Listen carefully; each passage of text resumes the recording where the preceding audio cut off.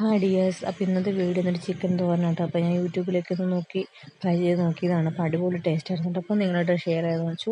ഇത് എല്ലാവർക്കും അറിയാവുന്നൊരു സംഭവം തന്നെയാട്ടോ. എന്നാലും ഞാൻ എൻ്റേതായ രീതിയിൽ ഉണ്ടാക്കുന്നുണ്ട് കാണിച്ചു തരുന്നത്. അപ്പോൾ ഇതിലേക്ക് ഞാൻ 1.5 സവാള എടുത്തിട്ടുണ്ട്. കാരണം കുറച്ച് ചിക്കനേ ഉള്ളൂ.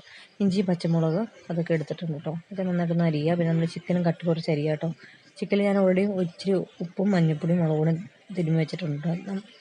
പിന്നെ അത് കഴിഞ്ഞിട്ട് കുറച്ച് തേങ്ങയിലേക്ക് കുറച്ച് കരിയാപ്പില, ആവശ്യത്തിന് മുളക് പൊടി, മഞ്ഞൾപ്പൊടി ഇതും കൂടി ചേർന്ന് നന്നായിട്ട് നമ്മുടെ കൈ കൊണ്ട് തന്നെ ഒന്ന് തിരുമ്മിയെടുക്കാം കേട്ടോ. മിക്സിയിലൊന്നും അരയ്ക്കേണ്ട ആവശ്യമില്ല. കൈ കൊണ്ടൊന്ന് യോജിപ്പിച്ചെടുത്താൽ മതി കേട്ടോ. അതിനുശേഷം ചട്ടി അടുപ്പത്ത് വെക്കുക.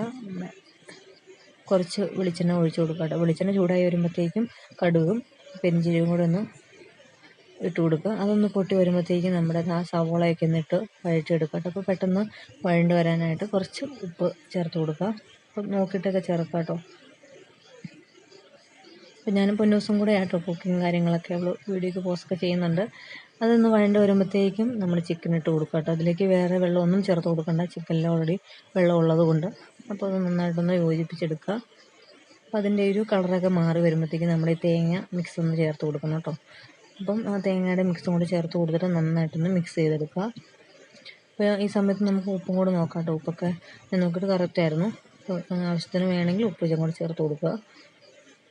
ഇത് നന്നായിട്ട് ഇളക്കിയ ശേഷം ഒന്ന് മൂടി വെച്ച് വേവിക്കുക കേട്ടോ. ഇടയ്ക്കിടയ്ക്കൊക്കെ ഇളക്കി ഇടണം. ഒരു 10 മിനിറ്റ് ഒക്കെ വേവിച്ചെടുത്താൽ നന്നായിട്ട് വെന്ത് വരും.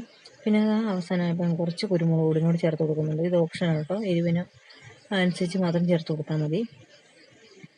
അപ്പോൾ അത് പൊന്നൂസിന് ഇഷ്ടമായിട്ട് പൊന്നൂസിനും ഞാൻ ആദ്യമായിട്ടാണ് ഉണ്ടാക്കി കൊടുക്കുന്നത്. അപ്പോൾ ഒരുപാട് എരിവില്ലാത്തതുകൊണ്ട് അവളത് കഴിച്ചു. അപ്പോൾ ഏട്ടനും ഇഷ്ടമായി.